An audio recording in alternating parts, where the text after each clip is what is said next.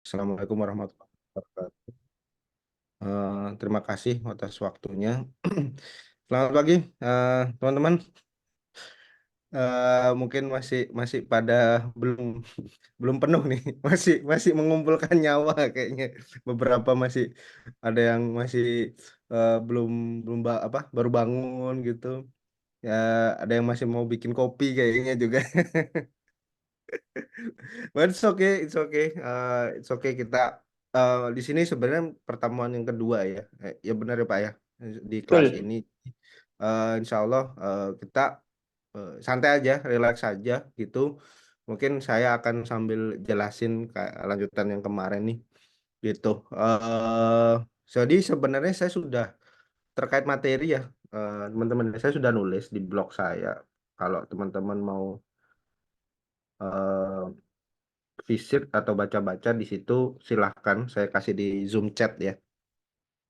Tuh di situ. Jadi di situ saya juga sering nulis artikel ya banyak, teman-teman. Jadi kalau misalnya berkenan untuk visit dan membaca silahkan di situ. Kalau misalnya mau tanya-tanya atau mau request spesifik topik, eh, itu bisa di situ, nanti saya akan coba post di situ. Terus di situ ada social links media saya juga, kalau mau apa namanya, diskusi gitu. Tapi saya lebih aktif di LinkedIn ya, teman-teman. Kalau ngechat saya di DM sama di Twitter tuh kadang saya nggak kebaca notifnya. Jadi better kalau teman-teman mau mau reach out saya, boleh di LinkedIn saya itu, di situ udah saya sertakan di blog saya gitu. Terus sebenarnya di sini saya mau jelasin sih, maksudnya sekarang ini kan tren yang eh, berada sekarang atau yang baru sekarang tuh agak beda nih teman-teman gitu. Mungkin saya sambil share screen ya, ntar share screen. Oke, oke, kelihatan ya screen saya ya. Oke. Nah, jadi gini teman-teman, saya udah nulis di blog nih. Saya mungkin sambil jelasin sedikit terkait apa sih yang sebenarnya saya tulis gitu di blog gitu. Jadi kan dari teman-teman kemarin tuh materi terakhir tuh sampai OOP gitu ya. Sebenarnya di OOP itu sendiri itu sebenarnya kalau misalnya saya bisa summarize itu sebenarnya legacy legacy eh, eh,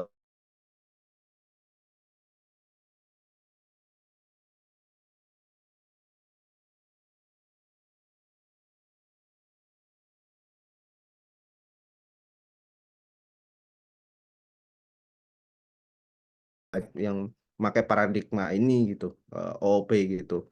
Di sini saya juga ngasih juga bahasa-bahasa yang eh, masih masih sering dipakai di industri ya. Jadi kayak Java dan eh, PHP ini masih banyak kok yang pakai di dunia industri gitu. Jadi kalau teman-teman lihat kan di sosial media atau di mana gitu, startup atau perusahaan-perusahaan yang tech-tech yang baru itu nggak kedengaran itu pakai Java atau pakai PHP gitu ya.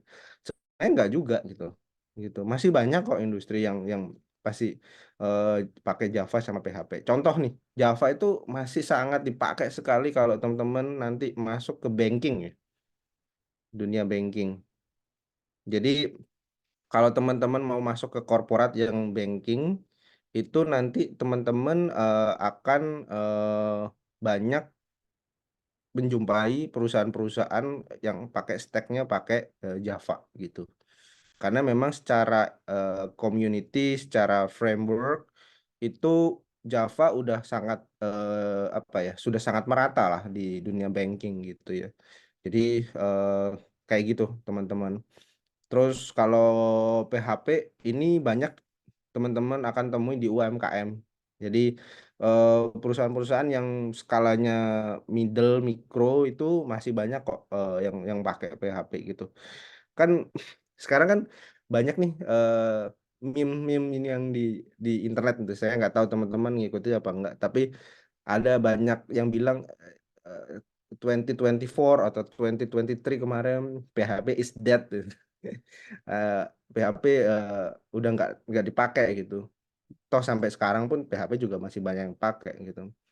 Kalau teman-teman cek di internet pun mostly majority banyak website yang masih di-create pakai PHP. Jadi sebenarnya PHP juga nggak hilang gitu aja marketnya gitu. Tetap ada gitu.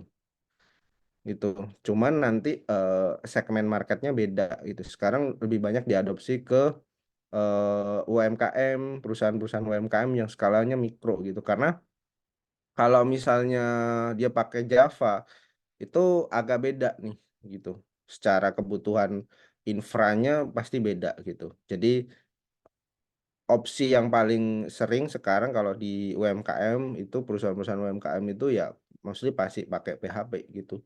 Di Indonesia ya, teman-teman di Indonesia ngomongin saya marketnya gitu. Jadi nggak usah khawatir kalau teman-teman masih belajar dari Java atau dari PHP sekarang di semester 2 ini, it's okay. Yang penting bangun dulu pondasinya dulu, teman-teman. Landasan pondasinya dibangun dulu sehingga teman-teman ketika nanti sudah paham dengan konsep yang ada di sini, ketika mau jump in ke apa namanya bahasa pemrograman yang lain itu enak nih gitu.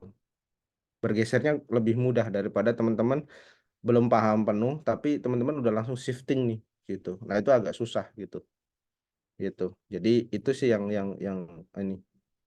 Nah, terus kemudian saya udah nulis di sini juga ada beberapa sih ya terkait hubungannya dengan OOP gitu ya. Yang adopsi dengan yang paling sering nanti akan teman-teman jumpai itu solid principle gitu. Gitu. Ada yang udah pernah tahu belum solid principle gitu? Ada yang udah pernah baca atau pernah dengar di sini? Belum ada ya? It's okay, it's okay. Jadi mungkin saya sambil jelasin aja. Jadi solid principle itu dia apa namanya sebuah desain principle ya, konsep desain principle. Ini nanti kalau teman-teman nanti kerja atau magang lah, internship ya, ini pasti ditanya ini, apa itu solid principle? Yakin saya. Karena ini basic banget ya. Ini common common knowledge yang teman-teman harus paham ya. Karena kalau kalian jadi engineer atau programmer, ini pasti ditanya ini solid principle nih. Kalian harus jelasin. Udah pernah apply di mana? Maksudnya pernah diimplementasikan di mana si solid principle itu? Karena si solid ini dia itu adalah turunan langsung dari OOP gitu. Baik itu di Java atau di PHP dan bahasa pemrograman yang lain gitu. Nah, mungkin saya jelasin terkait ini ya, solid principle yang adopt dari OOP itu sendiri. Jadi yang pertama S-nya itu solid principle itu adalah single responsibility gitu. Jadi kalau teman-teman eh, mau bikin suatu hal gitu ya, programming itu pasti kalian nanti teman-teman akan apa ya bikin software itu awalnya itu akan bikin software yang sifatnya bloated. Bloated tuh gimana maksudnya Mas? Bloated tuh maksudnya semua hal dicampur adukan di satu tempat yang sama gitu. Jadi kayak kalian tuh lagi masak mie instan dan masak nasi goreng tapi dalam satu satu tungku yang sama gitu, satu wajan yang sama ya. Ya, kalau di sini kenalnya nasi goreng Magelangan ya istilahnya. Jadi antara nasi goreng dan mie apa namanya mie instannya atau mie telurnya itu dicampur di satu. Nah, tapi kalau dalam dunia programming itu kurang kurang cocok tuh, kurang kurang kurang baik nih dicampur adukan seperti itu. Karena ketika kita mencampurkan dua fungsi dari dua entitas yang berbeda ya, gitu antara nasi goreng tadi dan mie instan tadi itu eh, nanti beda hasilnya gitu. Outputnya akan beda gitu. Nah, contoh di sini saya punya namanya class user service. Nah, di sini misalnya kalau teman-teman mau bikin pendaftaran ya, sistem pendaftaran ada login, ya, username, password. Nah, itu kalau teman-teman ngecode awal-awal pasti nanti akan dicampur sama codingan dashboard ya. Admin panel yang di dashboard itu dicampur gitu, logiknya taruh depan gitu. Nah, sebenarnya nggak gitu. Jadi yang baik gimana Mas? Yang baik adalah dipisah. Jadi kita bikin function sendiri, bikin kelas sendiri yang memang menghandle khusus spesifik untuk user service gitu. Gitu. Jadi nanti kalau teman-teman nih kenal istilah terminologi microservices ya di dunia teknologi ya. Baik itu teman-teman nanti kalau udah belajar tentang DevOps, belajar tentang apa namanya CI/CD kayak gitu-gitu. Nah, nanti teman-teman akan kenal tuh istilah kayak gitu tuh, ya. Nah, jadi dulu itu memang sebuah software itu didesain menjadi istilahnya monolitik. Jadi semua digandeng kayak satu gitu. Jadi satu gerbong yang sama. Sekarang tuh trennya dipecah kecil-kecil gitu. Jadi lebih mengarah ke sana gitu, microservices. Pertanyaannya kenapa kita migrate dari monolitik ke microservices gitu. Yang gede cang besar gitu ya, kayak gerbong utuh gitu, menjadi yang lebih kecil gitu. Yang lebih lebih lebih kecil-kecil gitu. Ibaratnya dari kapal pesiar yang besar kita berubah di eh, apa namanya? Lebih ke kapal feri atau more smaller boat gitu ya, yang lebih kecil gitu gitu. Kenapa pertanyaannya? Nah, pertanyaannya ini it's okay. Jadi pertanyaan ini make sense karena ya orang berpikir lah kenapa kita udah bikin terlanjur besar terus kita pecah kecil-kecil Mas gitu. Kan tambah ribet gitu ya. Maintainnya tambah banyak gitu. Benar tambah banyak. Tapi itu akan membuat kita lebih gampang memaintainnya karena scope apa namanya? Scope aplikasinya jauh lebih kecil. Jadi ketika sebuah aplikasi nih ada problem di satu aplikasi tidak langsung berimpact ke semua aplikasi yang lain. Jadi katakanlah kalian bikin login, kalian bikin dashboard, kalian bikin form A, form B dan seterusnya. Ini kalian bisa pisah nih, ya. Ini kalian bisa pisah. Nah, ketika ada salah satu function atau kelas yang down atau services yang down, ini tidak langsung impact yang lain, teman-teman. Jadi dia memang terpisah secara nature-nya secara sistemnya terpisah. Jadi nanti ketika ada troubleshoot lebih mudah teman-teman identify-nya lebih mudah gitu. Langsung spesifik ke arah services yang memang bermasalah gitu. Gitu. Jadi contoh kalau kayak di sini kalau dia masih skopnya masih dalam satu kelas, ya udah kelas itu aja yang bermasalah ketika nanti teman-teman lakukan debugging atau istilahnya mencari bugs-nya gitu. Nah, teman-teman langsung mencari di kelas tersebut gitu, tidak mencari di kelas lain karena tidak bloated secara secara source code gitu. Itu. Jadi bikin yang single responsibility gitu. Jadi jangan dicampur tuh. Jadi ada function login, ada function dashboard, ada ini, ada ini. Wah, jangan. Better kalau memang itu udah di luar scope ya, di luar scope, better bisa gitu. Itu. Nah, terus apalagi next ya, itu adalah open close principle. Nah, jadi di sini kalau teman-teman lihat di sini itu dia karena dia OCP ya, dia itu sebenarnya ada hubungannya sama beberapa turunan OOP ya kayak kayak inheritance, kayak polymorphism kayak gitu-gitu ya. Jadi dia melakukan yang namanya istilahnya implements ya, ya. Jadi dia melakukan turunan turunan kelas dari si induk kelasnya gitu. Jadi kalau teman-teman belajar di kelas nih pasti kan ada yang belajar namanya inheritance, polymorphism dan sebagainya. Nah, open close principle itu kurang lebih kayak gitu. Jadi kita mengimplementkan memang linear gitu, teman-teman. Kalau udah bikin satu kelas yang bisa diimplement di polymorphism dan di inheritance oleh banyak kelas, ya udah bikin yang sesuai itu patternnya gitu. Jadi jangan jangan recreating something yang istilahnya unuseful gitu. Gitu. Jadi ada terminologi kalau di dunia IT itu sekarang tuh don't reinvent the wheel. Don't reinvent the wheel. Maksudnya gimana tuh, Mas? Apakah tidak boleh membuat sesuatu yang kembar? Ya jangan. Kalau misalnya udah ada fungsi yang sama nih, katakanlah gini, teman-teman ya. Teman-teman udah bikin sidebar nih. Saya teman-teman ngoding bikin website gitu ya. Teman-teman udah bikin komponen sidebar di sebelah kiri. Nah, teman-teman render itu sidebar di tiap page, di tiap HTML misalnya. Nah, akhirnya kan itu codingannya bloated ya, teman-teman ya. Jadi udah sidebar-nya di-render berkali-kali, di-call berkali-kali. Nah, teman-teman kalau misalnya tadi belajar web ya, programming, itu nanti kalian kalau lihat di developer tools di misalnya di Google Chrome atau di mana, itu kelihatan tuh sidebar-nya di-call berkali-kali, JS-nya, JavaScript-nya di-call berkali, dan itu tidak efisien gitu. Nah, itu kita hindari, teman-teman.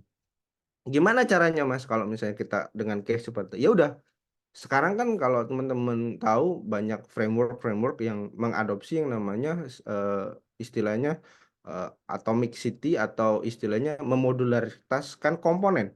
Jadi sidebar-nya itu dipisah dari HTML-nya. Jadi single single page responsibility-nya maksudnya gitu. Jadi sidebar-nya itu dilepas dari komponen dashboard atau main page-nya ya, dipisah dia jadi komponen sendiri. Terus baru setelah dia jadi komponen sendiri, di call si sidebar itu di masing-masing function yang memang pakai. Jadi dia tidak di render berkali-kali gitu. Jadi intinya reusable komponen tuh kayak gitu. Jadi kalau teman-teman mau apply-nya ya nanti ketika misalnya paling kerasa ya di itu, di ketika teman-teman nanti bikin website, bikin apps-apps yang punya UI yang konsisten gitu kayak sidebar, button, terus navbar kayak gitu-gitu. Nah, itu kayak gitu lebihnya. Terus ada yang terakhir itu ada low scope substitution sama integration principle dan sebagainya. Jadi di apa namanya di programming language ini ada banyak juga nih. Jadi kayak kayak dependency inversion principle gitu-gitu ya. Jadi nanti teman-teman silahkan lah baca gitu apa namanya buku-buku yang related banyak kok sebenarnya. Ini konteksnya masuknya lebih ke arah desain prinsipal ya, desain prinsipal terus kemudian ada namanya desain sistem kayak gitu-gitu. Jadi lebih fundamental sebenarnya, lebih fundamental bahasannya. Jadi apa yang teman-teman pelajari itu lebih ke fundamental, lebih ke arah bukan sekedar belajar sintaks ya teman-teman ya, tapi lebih ke arah ngerti how it works-nya gitu. Gimana caranya sebenarnya si si eh, bahasa pemrograman ini bekerja gitu. Dan gimana sih cara implementasi yang efisien gitu ya. Bukan yang benar ya, yang efisien. Jadi kita bisa bisa ngoding lebih efisien, lebih robust yang ketika kita deploy sesuatu atau ketika kita build sesuatu itu jauh lebih cepat gitu. Nah, sampai sini mungkin ada yang mau tanya dulu. Silakan. Ada yang mau bertanya? Atau bingung nih, mau ditanyain apa, Mas? It's okay gitu. It's okay. Jadi kalau saya kecepatan jelasinnya, silakan ini ya, eh, tanya aja nggak apa-apa kalau misalnya saya kecepatan ngejawab apa neranginnya atau jawabnya gitu. Gitu. Ada yang bertanya? Silakan. Saya beri kesempatan.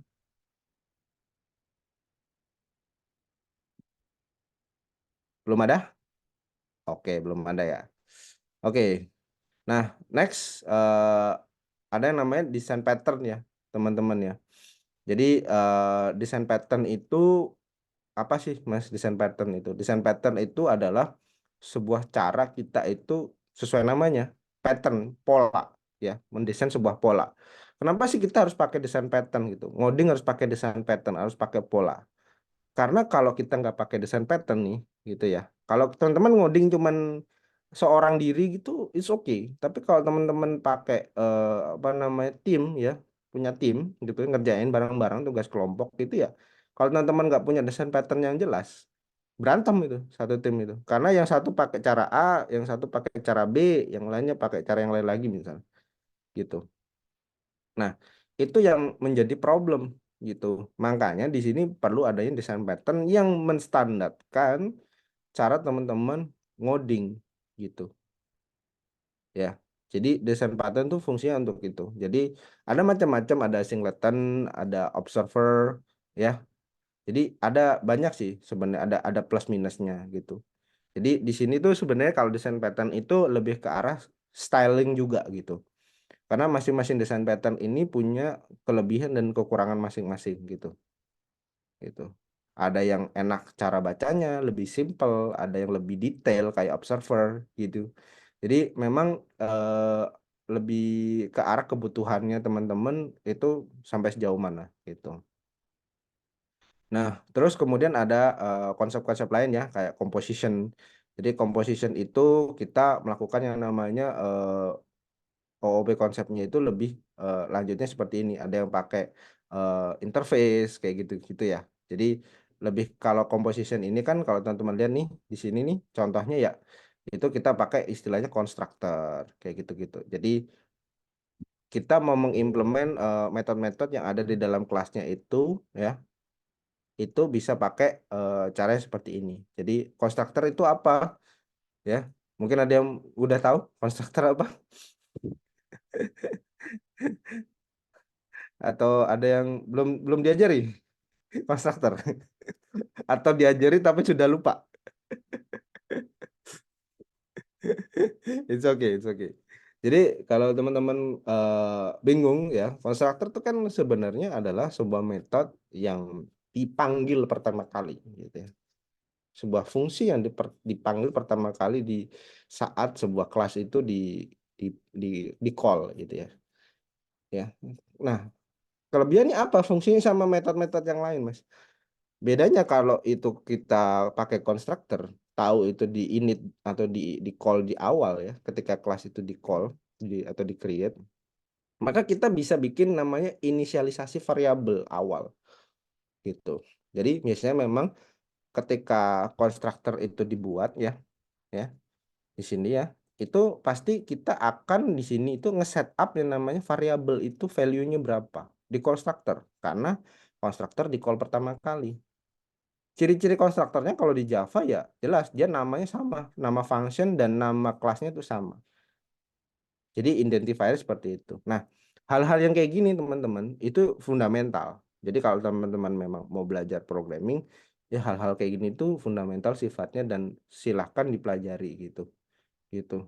Jadi apa namanya prinsip-prinsip seperti ini yang memang teman-teman harus pahami juga konsepnya gitu. Terus kemudian ada interface nih. Nah, kalau interface dia akan melakukan yang namanya implements gitu, ya. Implement yang ada di dalam si kelas interface-nya gitu.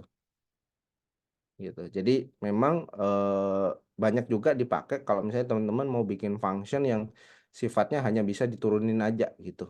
Nggak bisa mengotak-atik si interface-nya gitu. Jadi memang digunakan untuk kelas-kelas yang memang function-function yang memang dia itu nggak boleh diotak-atik atau nggak boleh di extend-kan oleh si kelas to child-nya gitu kan ya seperti itu. Jadi dipakailah interface kelas seperti ini gitu.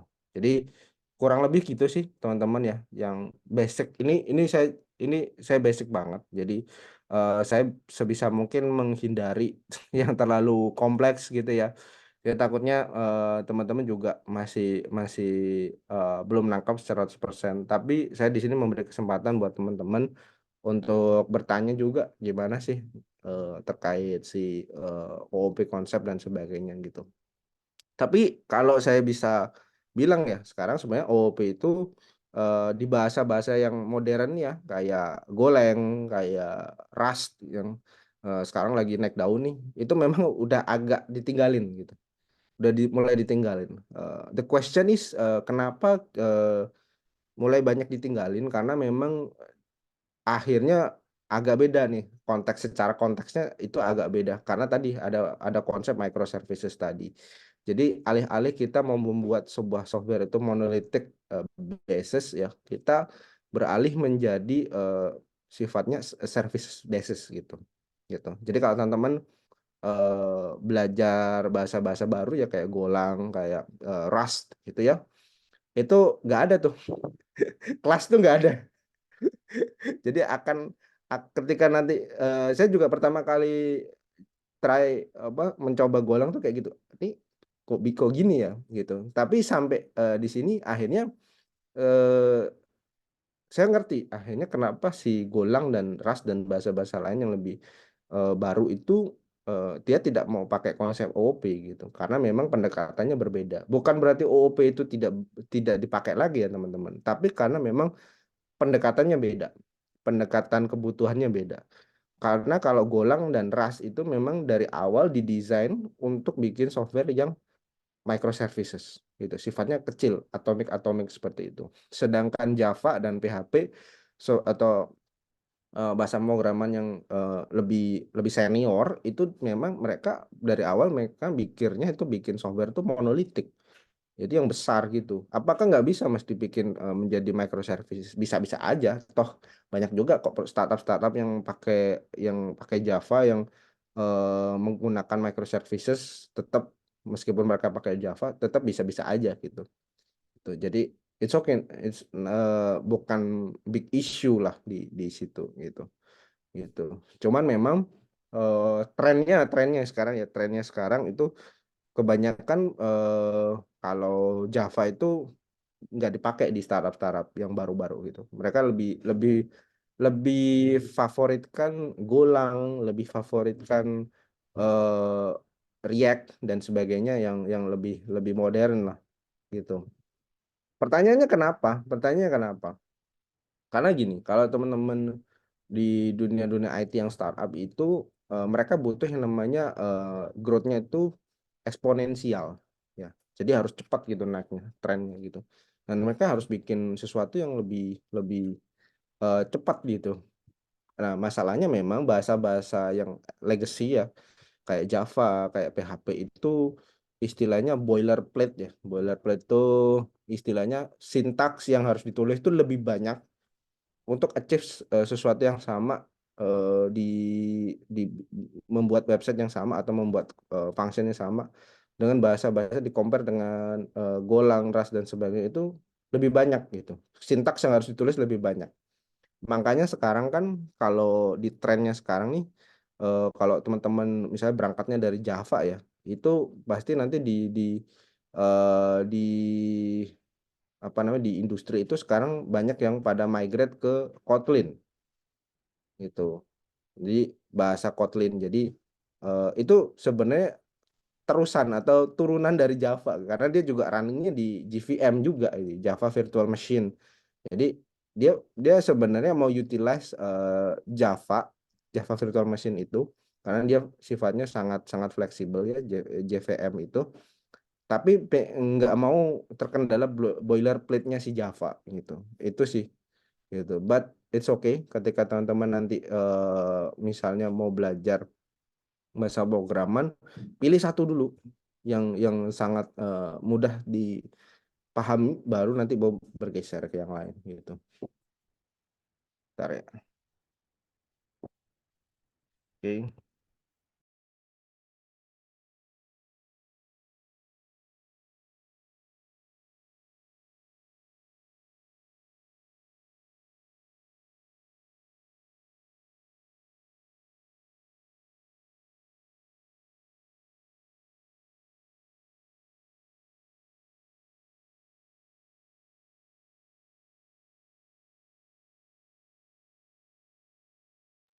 Oke.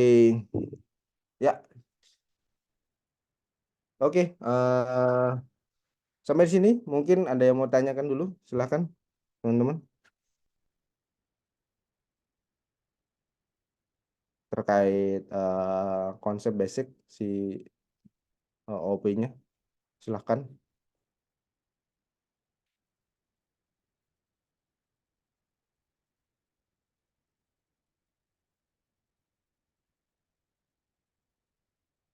Ada yang mau tanya dulu, silahkan.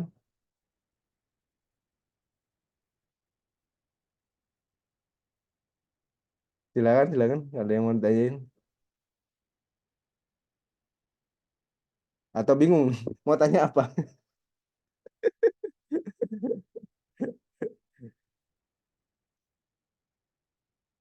Silakan. Kalau ada yang mau bertanya, silakan.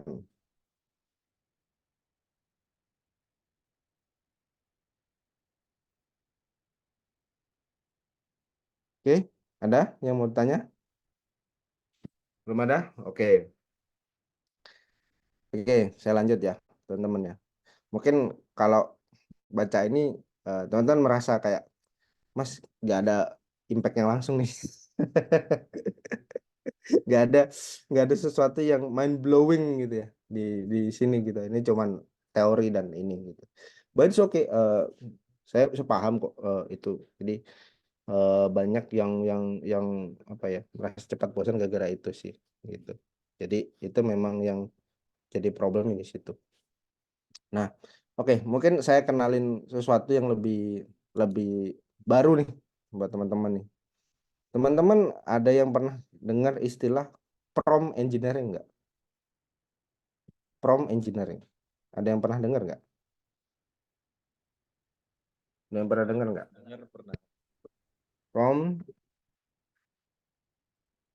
ya. Ya seperti itu tulisannya ya. Prompt engineering. Ada yang pernah dengar? Pernah sih kalau Silakan. Siapa? Mas siapa? Dengan Mas siapa? Sorry. Mas Ribas dari Basudria. Oke, Mas Ribas. Gimana gimana Mas? Apa yang ngedesain AI ya biar apa kayak outputnya itu sesuai yang Hmm, diharapkan user. men- mendesain ya, mendesain Ya AI desain AI supaya. jadi outputnya itu sesuai yang diinginkan user. Oke, oke. Eh, ada lagi, Mas?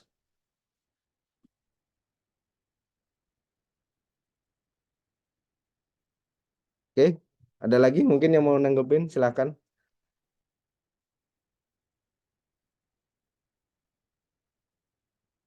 Ada lagi yang mau ini, yang mau nanggepi terkait prompt engineering?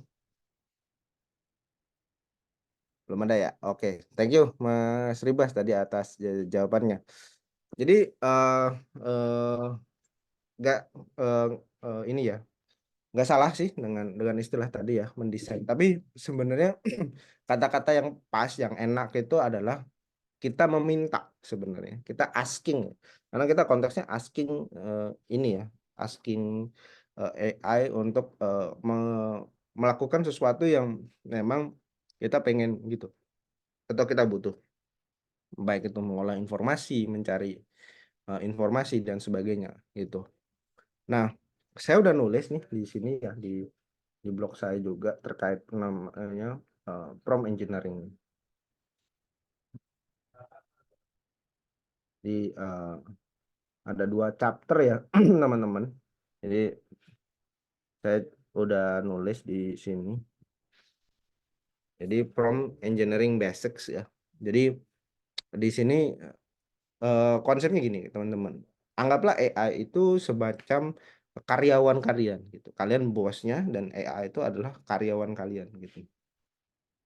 Nah, di sini kita diminta untuk supaya si AI ini bisa mengeluarkan atau mengoutputkan apa yang kita butuhkan gitu teman-teman gitu.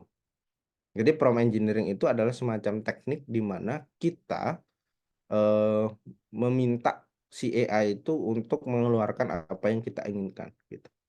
Pada dasarnya itu. Karena kan kalau kita melakukan prompting ya di AI itu kadang ada hal-hal yang tidak sesuai gitu, bahkan keluar konteks gitu. Nah, di sini yang mau saya bahas adalah gimana sih caranya kita bisa menghasilkan hasil yang lebih bagus dengan prompt yang lebih bagus gitu. Gitu. Jadi nanti saya akan coba bahas. Silakan kalau ada yang pertanyaan juga itu silakan gitu.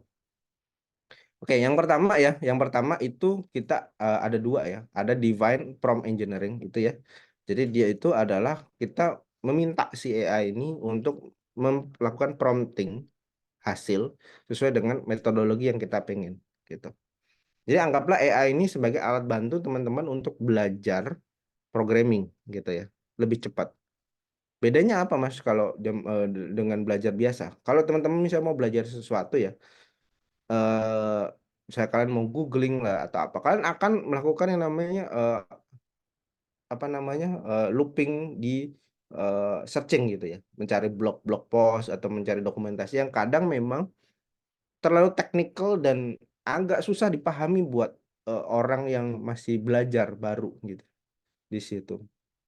Nah, AI di sini kita mau gunakan sebagai alat bantu nih buat supaya si teman-teman bisa optimalisasi dari si AI-nya ini untuk membantu teman-teman belajar gitu. Gitu. Jadi itu di situ, teman-teman.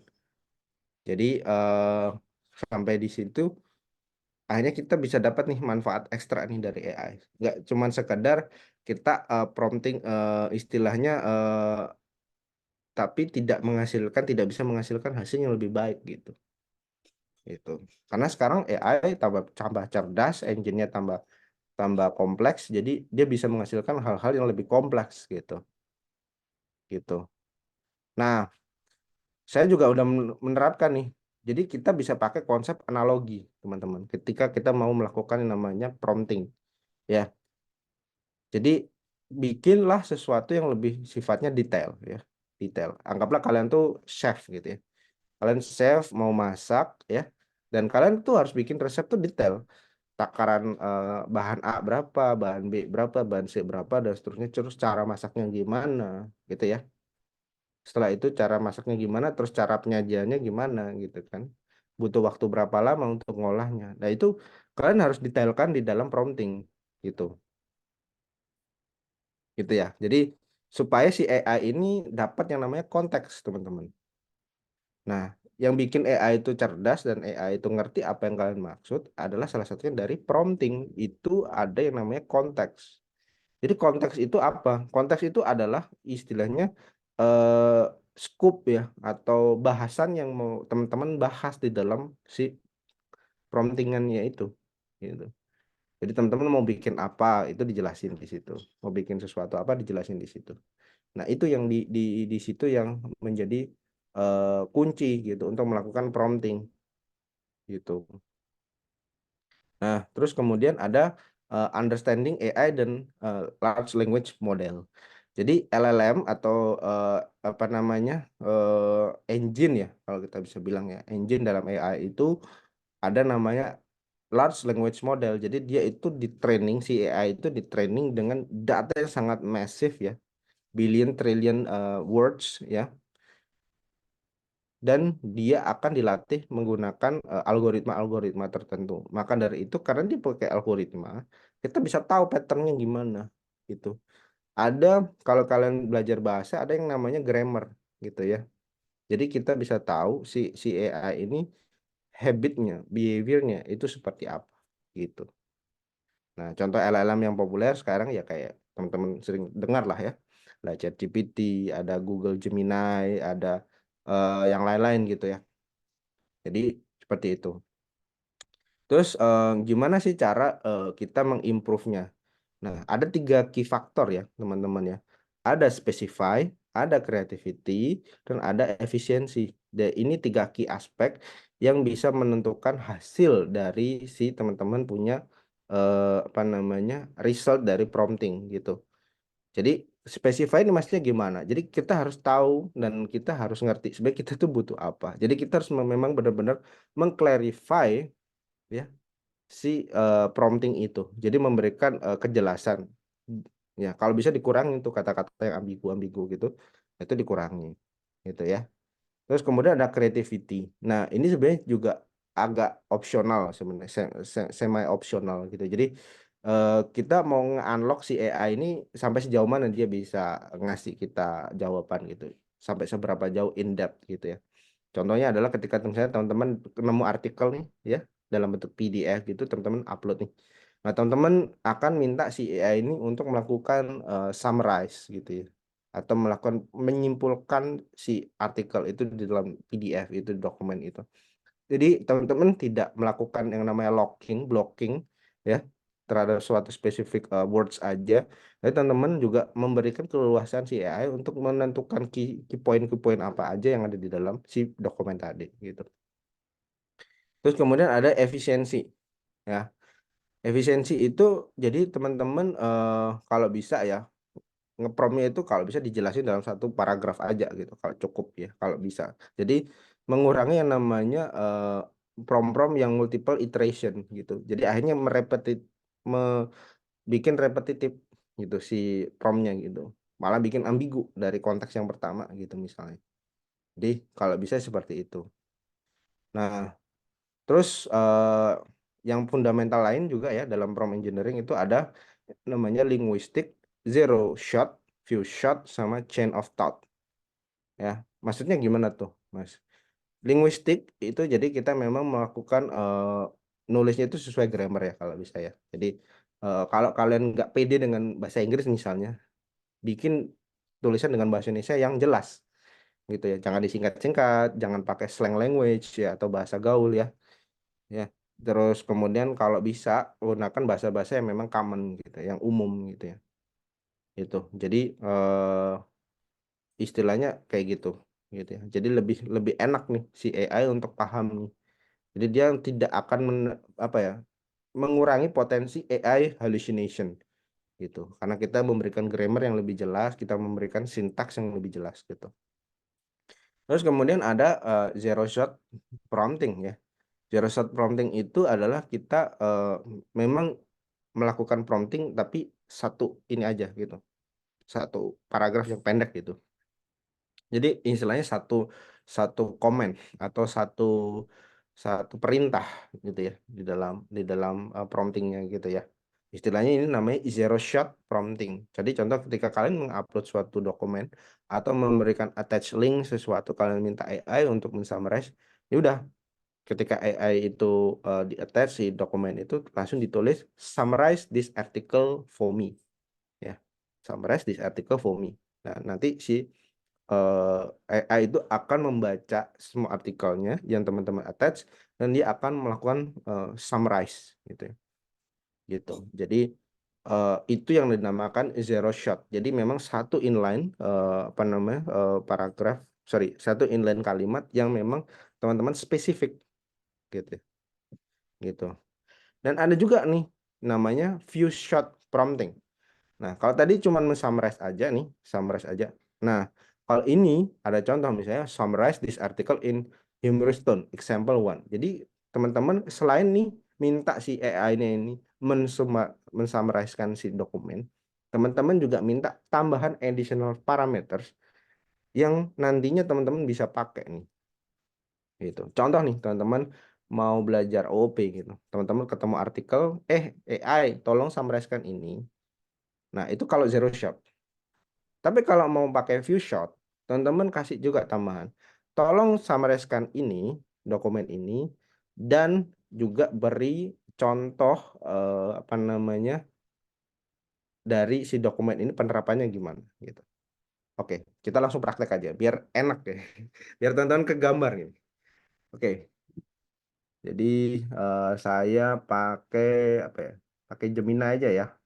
Jadi teman-teman di sini banyak kok AI yang free. Jadi kebetulan di sini saya lagi main-main dengan Gemini, ya Google Gemini. Jadi teman-teman kalau mau apa namanya nyoba-nyoba juga silahkan pakai yang free juga ada ya, Google Gemini. Jadi di sini apa namanya ketika kita mau melakukan prompting ya, kalau tadi zero shot, jadi kita langsung nanya aja gitu ya. Apa itu konsep OOP dalam programming? Nah, ini namanya zero shot, teman-teman. Karena kita cuma minta satu konteks aja. Kita sit, eh, submit, dia akan mikir nih. Nah, ini hasil kalau kita zero shot. Dia akan jelasin kayak gini, secara literal aja. Secara literal aja. Kayak gini nih. Jadi hasilnya itu akan global banget nih, teman-teman ya. Global banget. Kadang orang bisa nangkep, bisa enggak nih dengan hasil yang kayak gini nih, pakai zero shot ini.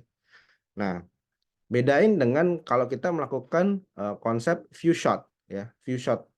Jadi kalau kayak gini kita mau tambah ini. Eh, apa itu konsep OOP dalam programming? Jelaskan menggunakan contoh di dunia nyata dalam bahasa yang sederhana.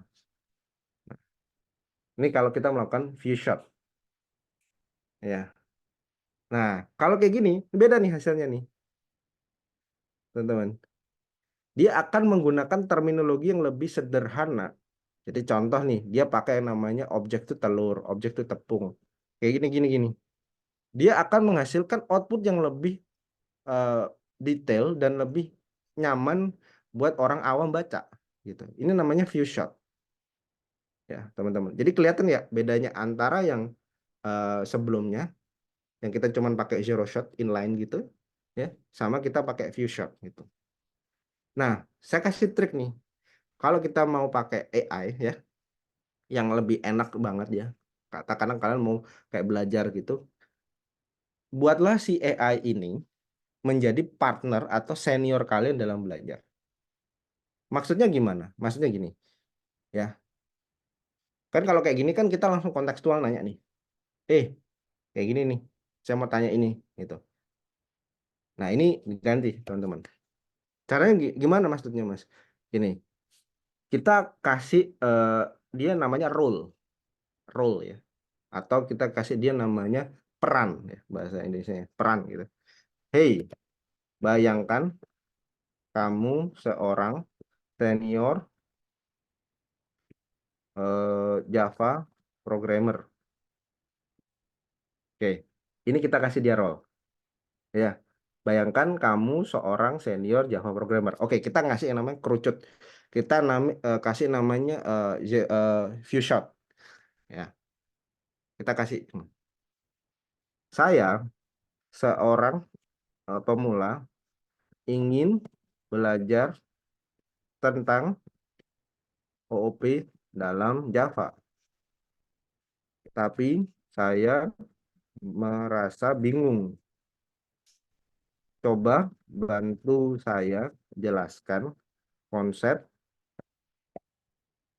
OOP dalam Java yang lebih sederhana, Kak, dan tambahkan ilustrasi jika itu bisa membantu menjelaskan. Nah, kalau sebelumnya kayak gini nih ya. Kalau kita kasih kayak gini, kita klik. Nah, dia akan menjelaskan sebagai peran dia sebagai senior ya. Ya, dia akan menjelaskan nih, dia lebih detail nih teman-teman ya. Objek. Objek itu bangunan utama. Jadi apa itu objek? Objek itu merepresentasi dari suatu benda. Konsep dalam dunia itu seperti ciri-ciri kemampuan atau dan kemampuan perilaku yang unik. Contoh, mobil, objek mobil, manusia. Nah, kayak gini-gini. Nah, dia lebih jelas nih, teman-teman. Lebih ngasih konteks yang enak gitu. Jadi karena dia kita kasih yang namanya role, peran gitu. Jadi kalau kalian teman-teman mau nanya sifatnya detail, kalian mau dapat informasi yang lebih oke, kasih dia peran, teman-teman. Kasih dia peran. Si AI ini kasih dia peran. Bayangkan karena kalau kita nggak kasih peran nih, dia cuma akan ngambil teks yang dia pelajarin dari internet atau dari mana, dia langsung keluarin nih. Tapi kalau kita kasih dia peran, kasih dia role, dia akan melakukan yang namanya pivoting ya. Pivoting terkait si informasi ini gitu. Dia akan mentransfer si informasi ini menjadi sesuai konteks nih. Katakanlah dia tadi itu senior programming, dia akan menjelaskan sebagai as a senior dia ngapain sih sebenarnya itu, jelasnya kayak gimana sih. Nah, ini yang fungsinya namanya view shot with role gitu, teman-teman. Jadi menggunakan AI itu ada triknya, ada caranya gitu, supaya teman-teman bisa dapat hasil yang maksimal juga gitu. Gitu. Oke, sampai sini ada yang mau ditanyain dulu? Silahkan, silahkan. Ada yang mau bertanya? Monggo, kalau ada yang mau bertanya.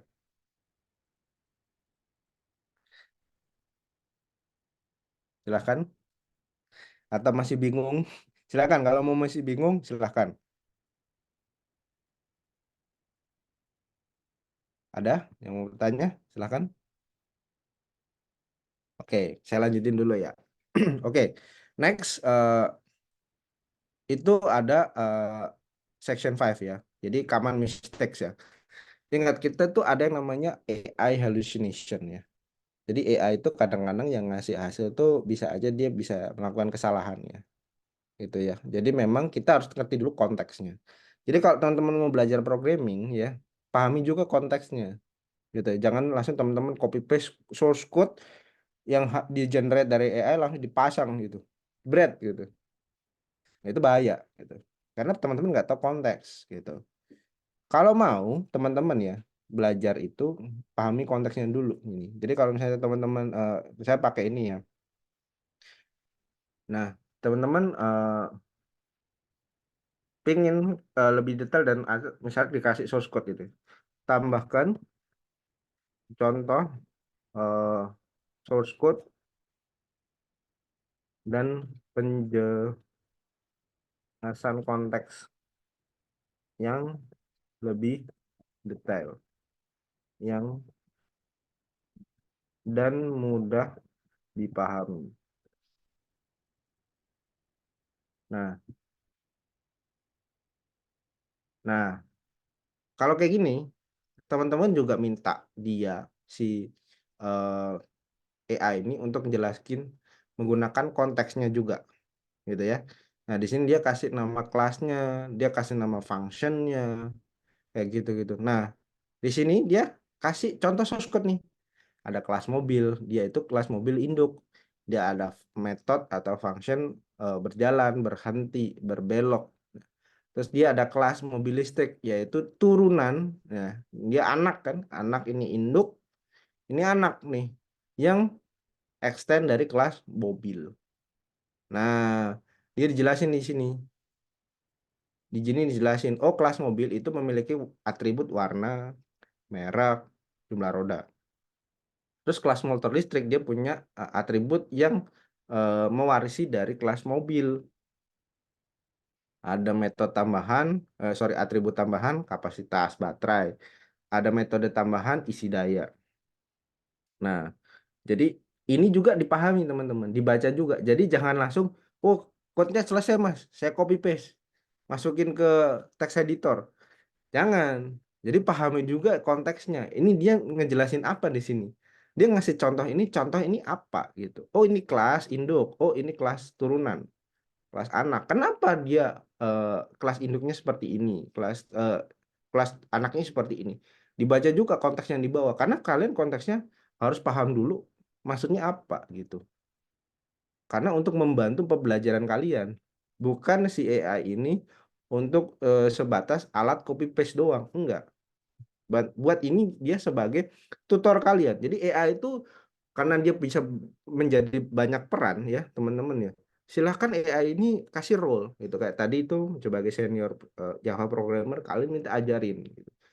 Nanti kalau AI misalnya kalian nemuin soal mata kuliah apa ya? Saya kalkulus, saya bingung.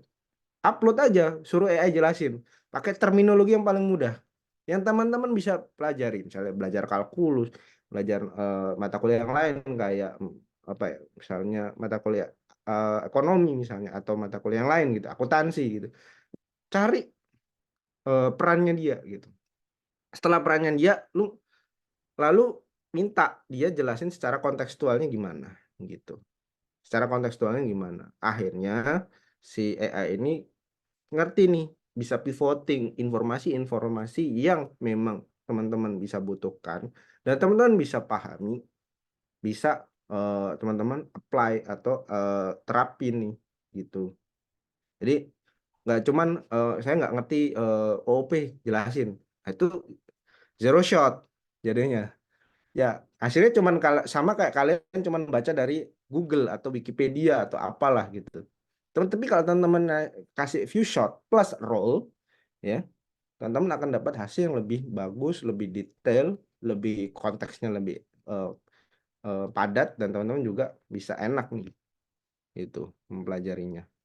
Itu teman-teman. Oke, ada yang bertanya? Silahkan. Silahkan kalau ada yang mau bertanya. Silahkan.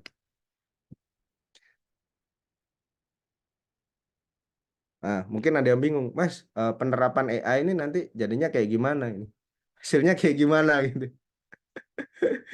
Hasilnya kalau AI ini kita utilize lebih lanjut seperti apa gitu? Apakah ada ada ini yang lain gitu? Ada output yang lain gitu? Ada yang pernah kepikiran nggak si AI itu bisa bisa dibuat apa gitu? Silahkan teman-teman. Karena AI ini powerful banget nih. Sayang banget kalau kita tidak pakai gitu si AI ini. Gitu. Ada kepikiran buat apa gitu dari AI, teman-teman? Silakan. Ide apapun boleh. Ini tidak ada benar salah ya. Tidak ada benar salah, teman-teman. Jadi silahkan aja kalau teman-teman apa namanya punya ide terkait si AI ini seperti apa gitu ya. Ada?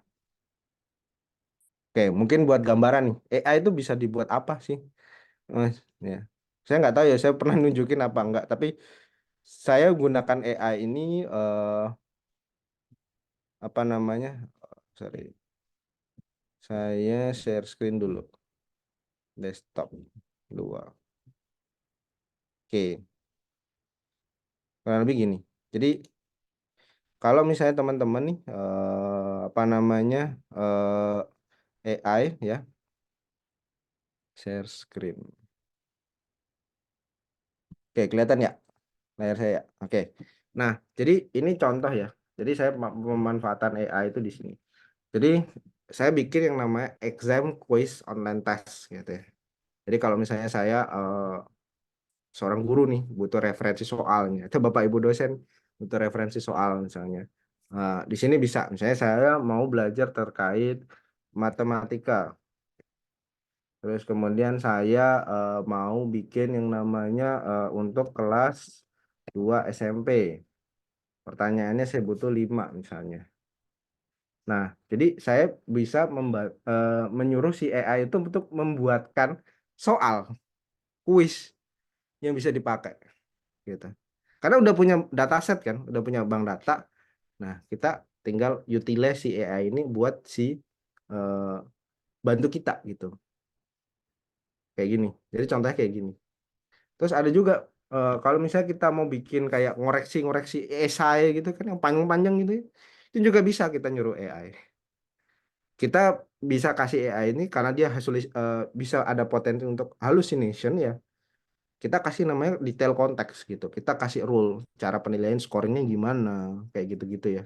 Jadi itu yang juga nanti berperan juga nih buat buat teman-teman nih ketika misalnya mau bikin si AI-nya ini gitu, gitu. Jadi itu juga yang penting gitu. Jadi misalnya nih di sini nih saya mau bantu buat koreksi misalnya, buat esai gitu ya. Nah, saya soalnya dia ada soalnya kayak gini nih.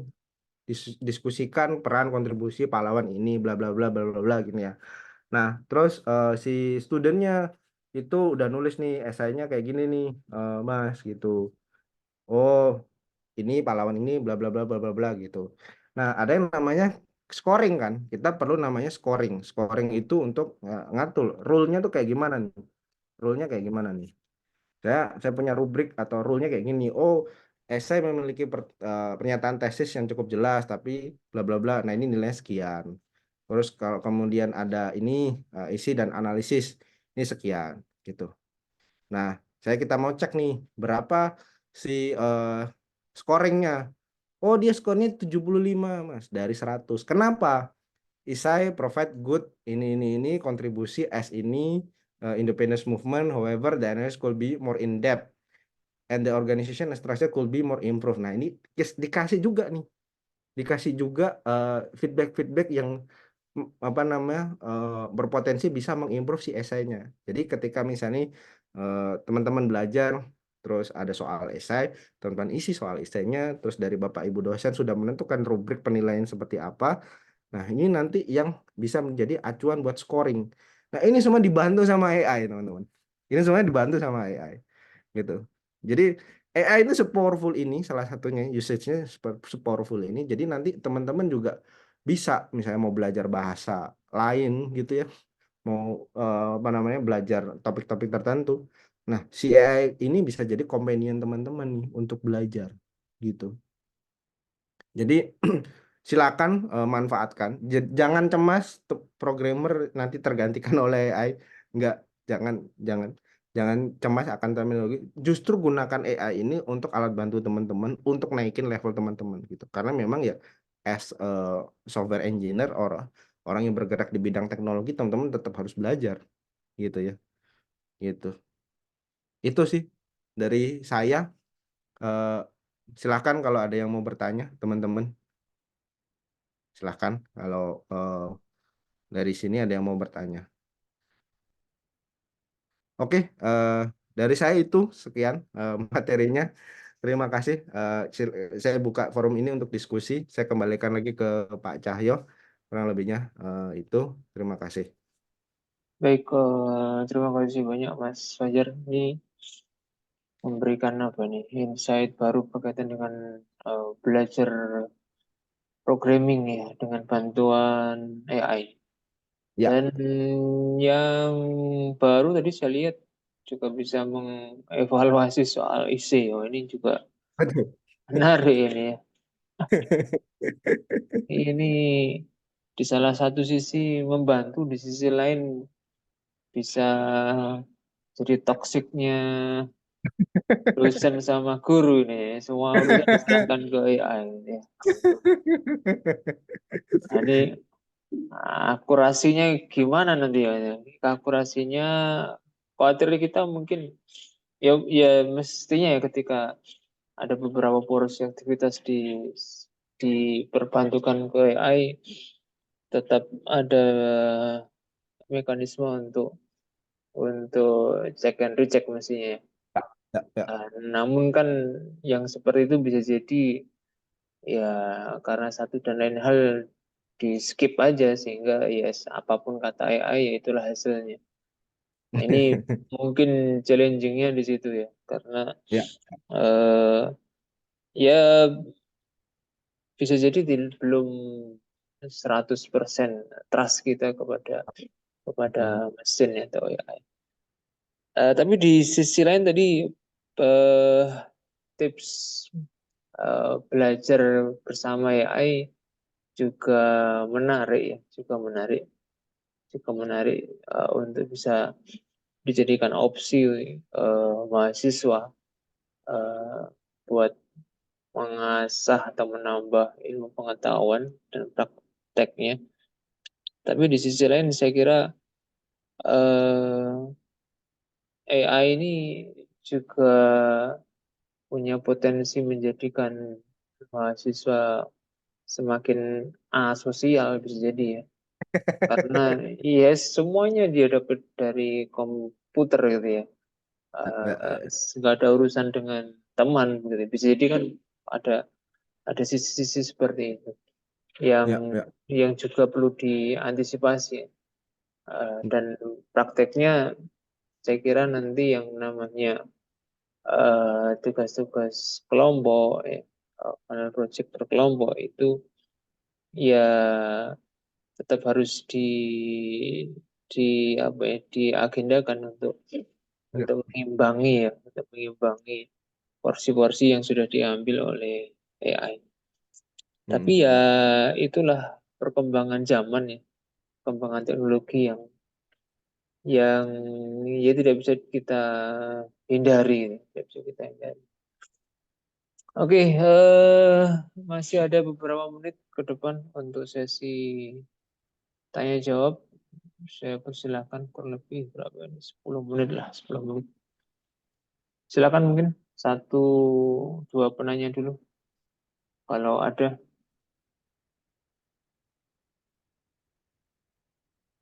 dari siapa ini? Ribas, Ribas, kata kelas ada yang Ini mau agak ditanyakan? LNS ya Pak. Tapi kalau apa menurut Mas Fajar nanti ada nggak nih kemungkinan apa AI ini kan ada kayak udah ada yang kayak apa yang kayak Samsung itu loh kan ada modelnya gitu. Nah, Mhm, jika dikembangkan terus, apakah ada kemungkinan bisa gantiin profesi guru, dosen gitu mungkin? mhm, mhm. Apakah Oke, ada? ya, ya. Menarik, menarik pertanyaannya. Menarik. Sebenarnya gini sih, kadang kita itu apa ya, terlalu takut gitu ya, terlalu takut pada suatu hal. Tapi kita juga kadang terlalu lengah juga ya, sifat manusia gitu. Kan dulu ada bilang, oh AI itu nggak bisa gantiin seniman, nggak bisa menggantikan artis gitu ya, yang bikin painting lah, bikin digital drawing gitu. Sekarang udah ada machine learning buat bikin itu gitu. Ada DALL-E lah, ada yang lain-lain gitu. Terus ada ini AI itu nggak bisa gantiin industri film. Sekarang ChatGPT atau OpenAI bikin namanya Sora AI gitu. Bisa generate footage. Itu artis-artis yang apa namanya content creator itu mulai deg-degser itu. Mereka bisa nggak dipakai lagi nih jasa talentnya gitu. Jadi memang ada beberapa industri atau beberapa ini ya apa namanya bidang pekerjaan yang mungkin banget bisa terreplace dengan AI gitu ya. Gitu. Contoh yang paling paling gampang nih, paling gampang ya. Itu adalah menurut saya adalah ini social media manager. Ada yang pernah tahu nggak itu kerjaan apa ini? Social media manager. Jadi kalau teman-teman tahu social media manager itu dia yang generate bikin posting di sosial media kayak Instagram, kayak TikTok, kayak gitu-gitu ya. Dia creating konten, dia managing konten, generating idea kayak gitu-gitu. Itu bisa banget nanti akan terreplace dengan AI. Karena apa? AI itu bisa baca tren. Kita bisa kasih trends, kita bisa kasih konteks dan kita bisa pilih few shots yang memang bisa bantu kita buat buat generating konten. Bahkan bisa di-generating juga kan nanti footage kalau butuh video, kalau butuh thumbnail kayak gitu-gitu. Itu sangat bisa banget gitu. Cuman tadi pertanyaannya apakah bisa juga untuk membantu atau profesi-profesi pengajar gitu ya. Nah, sebenarnya ini lebih ke arah gini sih. Ada beberapa aspek yang masih menurut saya susah untuk di-replace dengan AI gitu. Jadi kalau yang saya buat ini, tools-tools yang saya buat ini kayak ini, itu lebih ke arah supporting system ya, teman-teman ya. Supporting system. Jadi eh, karena dulu yang saya kan bergerak di edutech ya, untuk teknologi untuk edukasi. Jadi dengan adanya teknologi ini harapannya Bapak Ibu guru itu bisa lebih fokus ke development karakter dari si murid-muridnya gitu. Jadi dia bisa lebih fokus nih. Kalau zaman dulu tuh kan punten Pak ya, apa istilahnya budi pekerti ya Pak ya, istilahnya mata pelajarannya Pak ya. Atau pendidikan karakter gitu-gitu. Nah, kayak gitu. Jadi guru itu bisa langsung fokusnya ke sana gitu. Jadi alih-alih mereka di apa ya, diribetkan dengan proses yang sifatnya repetitif ya, atau yang sifatnya itu bisa bisa dibantu gitu ya. Mereka bisa lebih fokus ke arah sana karena itu agak susah kalau misalnya pakai AI itu. Karena kan yang berhubungan apa? Psikologi manusia, sifat karakter orang gitu. Itu susah. Itu sampai sekarang pun masih sulit itu untuk karena potensi untuk bikin AI hallucination ini sangat besar gitu. Gitu karena banyak sekali variabel-variabel yang masih belum didiscover gitu. Jadi lebih ke arah ini tuh bukan mengganti ya, lebih ke arah ini tuh membantu gitu. Gitu sih Mas Ribas gitu. Makasih pertanyaannya. Ada lagi? Silahkan. Ya Mas, terima kasih kembali. Ya. Baik, saya saya kebetulan kemarin siang itu rapat Ya. dengan dekanat ya. Salah satunya ada Pak Prisa waktu itu. Beliau cerita tentang sharing project based studinya S3 di UGM. Ya. Ya. Dan salah satu topik yang beliau sedang ambil kuliahnya itu AI. Yes, karena berkaitan dengan disertasi beliau. Yang menarik itu ada project base dari luar negeri saya lupa ya, industri atau kampus ya, itu sedang membangun sekolah virtual. Oh ya. Sekolah virtual itu gurunya robot gitu ya, AI. Ya, gurunya AI. Ya, jadi ini project real ya. Saya tidak tahu di negara mana atau di kampus mana, yang pasti luar negeri itu sedang ada riset ke sana. Jadi dalam konteks riset, saya kira apa yang ditanyakan oleh Ribas tadi mungkin terjadi suatu saat Ya. nanti ya, suatu saat nanti. Jadi ada riset yang menuju ke sana. Aktivitas guru pengajar itu digantikan oleh AI ya. Meskipun benar tadi ya, saya juga sepakat dengan Mas Fajar, ada hal-hal yang memang tidak bisa dilakukan oleh mesin, khususnya berkaitan dengan interaksi uh, manusia ke manusia ya. Entah itu kita mempraktekkan apa adab, karakter, etika dan seterusnya. Saya kira itu so far mungkin belum bisa digantikan oleh mesin, karena ya nature-nya mungkin begitu ya, nature-nya ada hal yang memang irreplaceable dengan mesin, dengan AI. Ya, ini informasi aja, artinya ada riset ya, kalau dalam konteks riset saya kira sah-sah saja yang mengarah ke sana, yang mengarah ke pembelajaran yang ya bayangan saya ya, sekolah yang totally virtual gitu ya, nggak ada orangnya, semuanya dikelola oleh mesin, oleh komputer dan seterusnya. Secara riset mengarah ke sana secara riset. Baik, saya kira itu yang bisa kita diskusikan pagi hari ini. Insya Allah ini pertemuan yang terakhir juga dengan Mas Fajar untuk menutup sesi praktisi mengajar di kelas C ya, di kelas C. Sebelum diakhiri, saya mau share berkaitan dengan final project ya. Jadi ini informasi saja buat teman-teman mahasiswa kelas C dan semua kelas yang saya mampu, kelas E, kelas C, kelas D, dan kelas F. Ya, ini nanti bisa di-download di e-learning ilmu 2 untuk form progress report ya, final project akhir semester. Ini due date-nya pekan ini ya, due date-nya pekan ini. Jadi harap dilengkapi, harap diisi. Ini untuk monitoring progres dari final project yang sudah kalian buat ya. Jadi bisa di-download nanti di ilmu 2. Silakan diisi ya.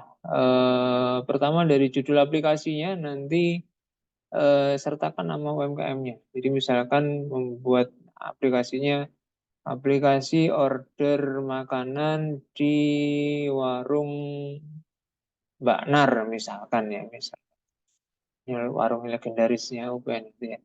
Kemudian diisi nama-nama kelompoknya, nama-nama anggota kelompoknya beserta NPM.